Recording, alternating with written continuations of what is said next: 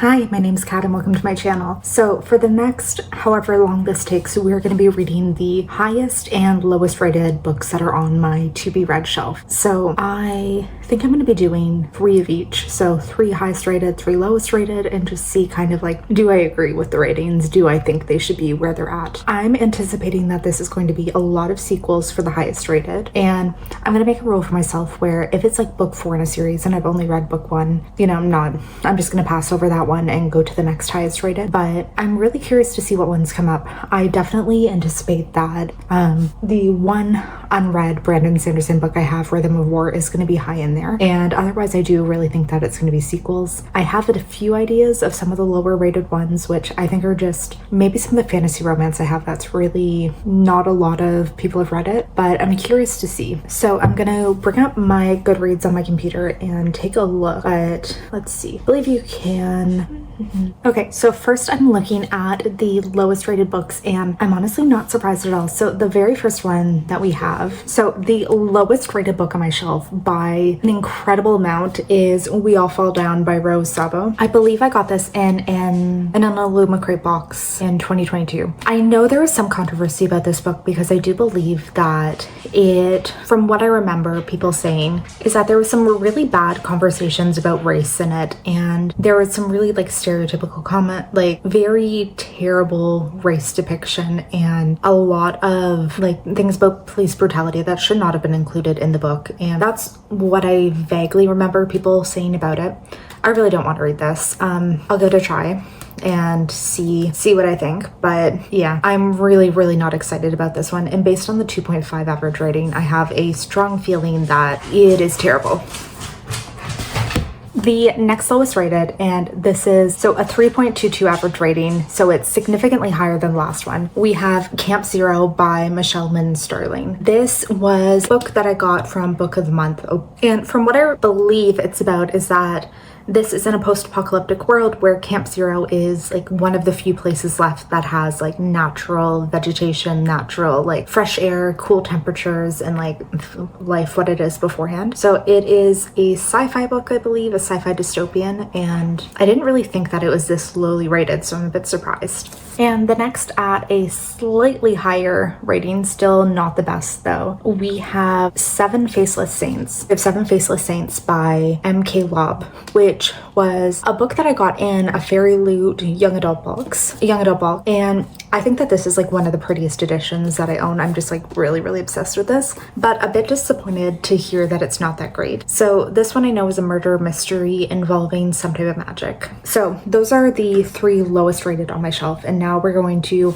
switch over to the highest and some books to get excited about. So exactly as I predicted, the highest rated book that I have on my unread shelf is Rhythm of War by Brandon Sanderson. This is book 4 in the Stormlight Archives, and I very much feel that if you are reading this series and you've gotten to this point, you're probably going to give it a very high rating. So this one has a 4.62, which is pretty unbelievable. I wonder if this is the highest rated in the series. No, so this is actually the third out of 4 highest rated, and the highest is book 2, Words of Radiance, with 4.76, which I completely agree with. That was my favorite book so far in the series. But this is a very epic, very intense fantasy series, and I'm really excited to get to the 4th book. I've been putting it off for a bit now just because, you know, it's a big book. It's very emotionally impactful, and this is a book that's going to be very all-consuming, probably for a few weeks to get it done, because I anticipate it's going to take a bit to read, but I'm very excited. I'm just a little nervous. Then the next book is with a 4.52 average rating, is As Long as the Lemon Trees Grow. And I know this is a romance that I believe takes place in Syria during the war. I don't know too much else about this one, but I do know every person I've seen who's read it has said that it's like incredibly emotional, incredibly emotionally impactful, and like really made them cry. So I am excited to read it. I'm just also a little scared that, you know, I'm gonna have that same emotional reaction. And the third highest, with still like a very impressive 4.46, is A Day of Fallen Night by Samantha Shannon. This is the prequel to The Priory of the Orange Tree. Recently came out, and I have really been wanting to get to it as well. So this is a Illuma crate edition that I was very excited to get because I think it's beautiful. I'm actually just gonna show you the inside of it as well because this is my favorite part, is under the dust jacket. But this one's like a book about this world where there's dragons, there's a lot of political intrigue, and honestly I don't really remember that much else from the Priory of the Orange Tree, aside from there's dragons and some of them are at war, and there's like different continents who have different views of the dragons. I don't remember a crazy amount, unfortunately, so I do really need to familiarize myself again with this. But I do remember I really liked it, and I know I like Samantha Shannon as an author, so I'm definitely excited to get to that one. And these are the 6 books that I'll be reading for this vlog. I think I'm going to get myself to start on a very high note and start with Rhythm of War. The only problem with this is I know it's going to take me forever to read because this edition has 1,200 pages, so it's definitely going to take quite a while. Yeah, so I'm going to try to hopefully not take a few weeks to read this one, but this is where we're starting. I'm incredibly excited. I know I'm going to love it. Like, I can pretty much guarantee that this is going to be a 5-star read for me unless it like completely goes off the rails, but we'll get started with this one and I will check in once I've made a bit of progress and have something to say. So I'm just under 500 pages into Rhythm of War, and I am deeply loving this, I do have to say, but it has also been a little bit of a slower read than I was anticipating, just in the sense that even though I read Oathbringer, which is book 3, like 5 months ago, it's been just enough time that I don't fully remember everything that's happened. So I'm finding I'm having to like go back, look up what happened to certain of the characters, and just so that I can really like get myself into the book and like really remember and understand exactly what's happening to everyone. It's great though. It is really good. I love all the characters. I love the world. I love this book. I already know like I'm loving it. It's just taking a little bit longer than anticipated, and really what I'm doing is I'm giving myself like a goal of 150 pages a day. So there's 1,200 pages. So hopefully I'll have it done within the next few days, but it's taking a long time. This is a long book, and yeah, just saying it's fantastic. I'm not really going to talk too much about it because book 4 in a series, and obviously anything I say is incredibly spoiler filled, but it's very good. Honestly, like this should not be a surprise to anyone, but it was a 5-star read. It amazing, fantastic, mind-blowing, like, you know, continue on with all of the adjectives to describe just how unbelievably good this was. Yeah, so it's kind of hard to really say too much about this because it is book 4 in like a very immersive epic fantasy world, and it feels very hard to say anything without potentially spoiling all of the other books. But I will say I really liked it. There was fantastic character development in this one. There was some really good like mental health rep that was just really nice to see. A lot of talk about how war affects soldiers and like really diving into the impact that it's had on a lot of the soldiers at this point, because they've been in this war for several years, and you know, it doesn't seem like it's going to have an end anytime soon. So that was fantastic. There's some really interesting developments, some more like a lot more talk about the Cosmere and like delving into this world, and so good, so good. Just so many interesting things happened, and I absolutely loved it. So like that's really all I want to say about it, because I could go more into the plot, but again, like it's gonna feel super spoily. But yes, if you haven't read this series, please do it. It's so good. And do I think that this deserves to be the highest rated book on my shelf? Yeah, probably, or at least the highest rated on my TBR. I mean, I believe it. I don't know how many other books on my TBR I would consider as good as this one. So yes, I do believe that this is the best one, and this still remains my favorite series. But then after finishing that one, so that was the highest, I decided to let's like mix things up and go with the lowest rated book on my TBR, which is We All Fall Down. And this had a 2.5 average star rating on Goodreads, and I understand it. I do very much realize where that comes from now. So we will first say the plot of this was okay. It takes place in this magical island. There's all these monsters, there's these magic users, it's kind of convoluted, but there's this king and a maiden who they are responsible for the magic of this island, and they died 20 years prior, and now there's a new incarnation of them coming to light to bring magic back to the island. So it was okay. Like honestly, the plot itself, 3-ish stars, it was okay. but this was incredibly problematic, and I'm not gonna get too much into it because I feel like this is one where read reviews of people who are more knowledgeable than I am about this area, but there's a lot about like violence against gay people and specifically gay men, a lot of violence against gay men, and also this really bad scene about a black man being blamed for these murders and his reaction to the police interrogating him, and it was very hard to read. It was not a great. This man was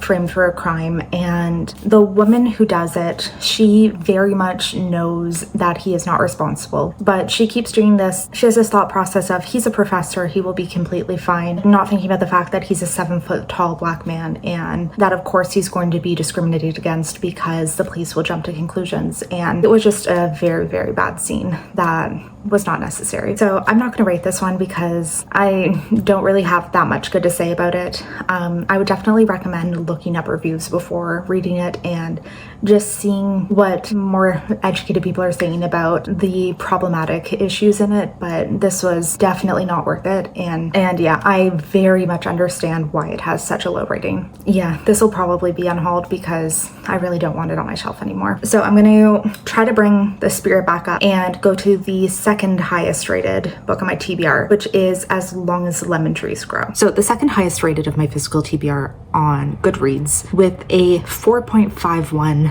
average rating currently, ridiculous, that number is insane, is As Long as Lemon Trees Grow. This is following a young woman during the Syrian Revolution. She's living in Syria at the time. She experiences all of the horrors, and she is living through everything that is happening and trying to find a way to safety. So she is a young, I believe 18 or 19-year-old girl who at the time of the revolution was living with her family. She was in pharmacy school, and things obviously went terribly wrong with her family. Like, her mother died in a bombing, her father and brother were taken as prisoners, and she really has nobody left at the time, aside from her sister-in-law, who is very pregnant. And because she was a pharmacy student at the time of the revolution, and they are direly lacking in medical professionals and people who have experience, she's basically recruited to be a doctor within one of the few hospitals that's remaining. So we follow her as she's dealing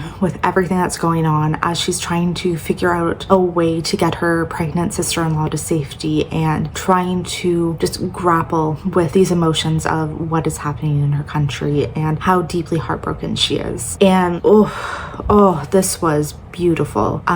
There is a romance, and it's very sweet and very loving, and this book just made me feel so many things. Like, I did actually cry twice while reading it, which I don't cry very often when I read. That is a very rare phenomena. So that's like, this one, it hit so badly, and it just dealt very well with this, like, the stress, not even the stress, but the fear of going through your day-to-day activities when there is this revolution happening, because it's like certain places you are very much in danger. If you're a person alone, like, or certain neighborhoods day-to-day, you could be shot, and it's very common for people to just get randomly, like, in the middle of gunfire and you really don't know what's going to happen. It's so unexpected, it's so dangerous, and it's so heartbreaking. And yeah, this was so beautiful. And I think especially when we consider the state of the world right now, where there's so many things happening and there's so many really terrible things happening, and we don't necessarily see the story of the person on the ground, like, it's very hard to get these reports of what it's like for people who are living day to day in these scenarios. And a lot of the time the world media doesn't necessarily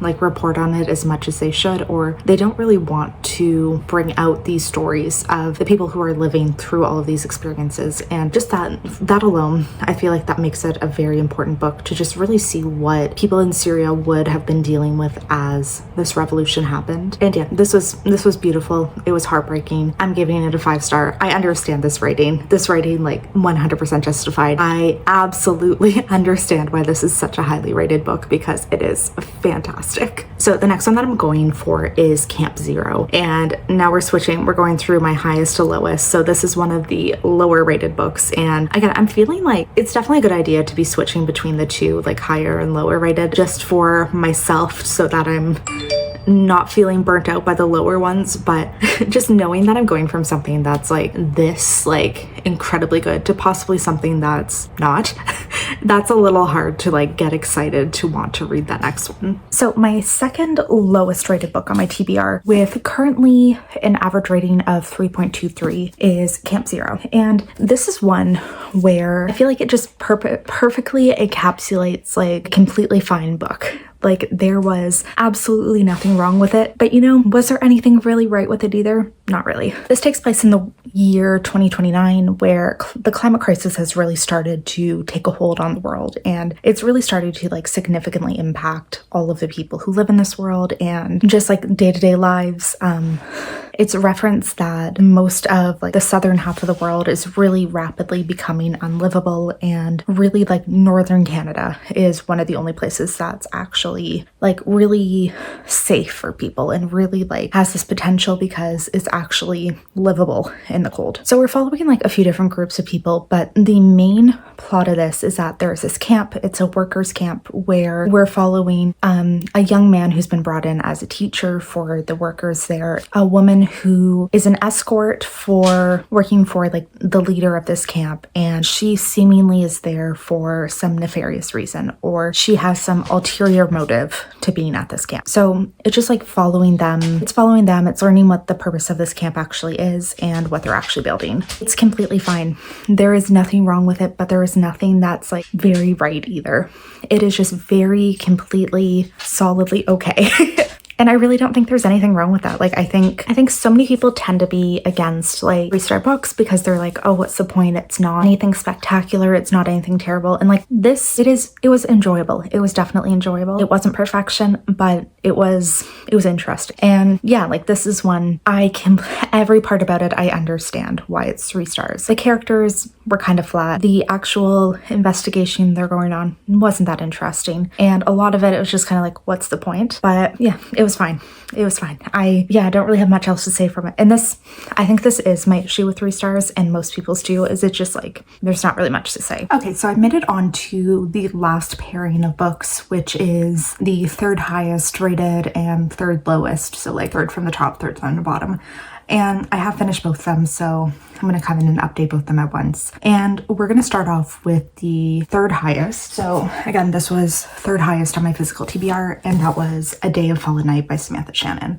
And right now it has an average rating of 4.43 on Goodreads. So the very first thing I want to point out, I have a special edition of this, and it's like one of the most stunning books in the world, especially like when you look at like this illustration on the naked hardcover. Stunning, so ridiculously beautiful. And for that reason alone, I am so insanely happy that I have this book. So this one is a prequel to Samantha Shannon's A Priory of the Orange Tree. It came out a few years ago, was very, very popular. And it's like a sapphic dragon story about just this epic kingdom and this priory who's trying to protect the world from this evil force, which is a dragon. So this is a prequel. It takes place, I believe it takes place a couple hundred years before A Priory of the Orange Tree. I'm not entirely sure, though. I'll have to check that out. And to me, this felt like a textbook. It was such a slog to get through. It was like close to 900 pages, I think. Maybe more, maybe closer to 1,000. But yeah, it was like almost 900 pages. And to me, this felt like you were reading a history textbook of this world. At least the first half. The first half was straight history textbook, and then we started to get more into characters and into the point of the story, but this one was such a slog to get through, and I am so disappointed because I remember really, really enjoying A Priory of the Orange Tree when I first read it, which would have been several years ago now, but I enjoyed it a lot and I thought it was super fun, and this one just, nothing worked for me. Yeah, like it really did feel like we were learning like a really intense history. There was a lot of info dump, and like I couldn't get myself to care for any of the characters for some reason. Like I just didn't connect with any of them. I didn't really care that much about their stories, and like just so much about this didn't work for me. And I am so insanely disappointed because this was like a very, very highly anticipated book for me. And I really, really thought that this would be one that I love, but I'm just so sad. And I'm going to give it a 3-star. I almost bumped it up to 4 just because there were parts towards the end that I really liked, but the first half of it was just so boring to me, and I intensely struggled to get through this one because like the amount of times I considered DNF in it just because I was so bored, and like yeah, I'm disappointed. But that being said, I do understand why a lot of people probably highly rated it. I think a lot of the people who are reading this are ones who really enjoyed A Priory of the Orange Tree, are really looking for that type of epic dragon book. And while it didn't work for me, I do understand why it probably did for a lot of people. It's just like, I personally didn't find the story interesting or any of the characters like anybody to care for, I guess. Then the third lowest rated book on my TBR is Seven Faceless Saints. And again, this is a special edition, and I need to just point out how absolutely stunning this edition is. Like, these spray edges are everything to me. So this was a Fairy Loot YA book, I'm gonna say. In this one, we're following this world where there's like 7 saints who rule. They're like the gods of the world, and there's people who are blessed by powers by these saints, but occasionally they come back. Occasionally these saints come down in human avatars, I believe, and then basically when that happens, the world tends to erupt in war. So several years before, the god for chaos came down as an avatar and created like absolute chaos and destruction to the land. So now, instead of 7 saints, they only worship 6, and they pretend that chaos didn't exist. So we're following the head of, I'm not sure if he's the head of palace security or the head of like security for the city, but there's a young guy who has been in charge of investigating this slew of murders. So there's a bunch of the ungifted people who are being murdered, and nobody seems to care. But then also one of the heads of the churches of one of these saints was murdered under their protection, and suddenly he's like brought into this investigation. And I actually enjoyed this quite a bit. Like, this is another example, like similarly to Camp Zero, where I find this is perfectly mediocre, perfectly a 3-star book. I enjoyed it. Did anything crazy happen? No. Did anything super interesting happen? No. But it was fun, and it very much gave me exactly what I was going into it expecting. So for that, like, there's nothing about me that can be upset for that. Like, I am perfectly satisfied with what I got, and everything about this book was exactly what I was going into it expecting, and it was a solidly fun time. So again, like, there is nothing wrong with a very perfectly 3-star book. It's just like, I don't think anybody's gonna love it, but it is one that I could see most people who read it would think it is perfectly fine. And like, once again, I understand why it has a 3.5 rating, because it is fine. It's like, it's good, but it's not great. And I enjoyed it. So like, I think I really don't talk enough about how a lot of 3-star books are very, very good, and they are very good for what they are. And we really need to like recognize and be okay with that, and like really accept the fact that not all books have to be amazing for you to enjoy them. So with that, I am officially done this video. I have read the 3 highest rated and the 3 lowest rated on my TBR with varying levels of success. And I think the biggest thing to take away from this is, just because a book doesn't have like a huge rating, like huge, very high rating on Goodreads, doesn't mean there's anything wrong with it. And just because a book has a huge, very high rating doesn't mean it's going to work for you. So yeah, that's the end of this one. If you haven't already, please subscribe. I'd love to have you join the channel, and hopefully I will see you in the next video.